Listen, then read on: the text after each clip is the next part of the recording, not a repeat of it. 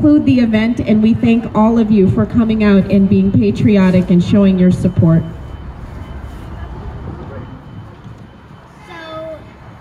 So I'm going to say my poem called The Shape of Love, Peace, and Unity. Love doesn't have a shape. She follows her own direction. Love may walk in a circle or in a straight line. Love may trip and stumble. In fact, love often will fall. But love is never alone. Love is awaiting your call.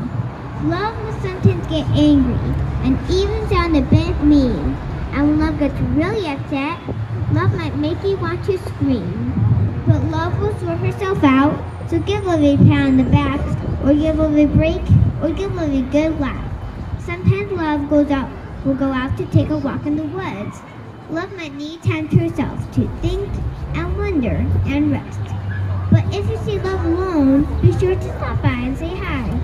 Maybe share a piece of gum, or give love a high five, or offer a shoulder to lean on, or offer to give her a hug.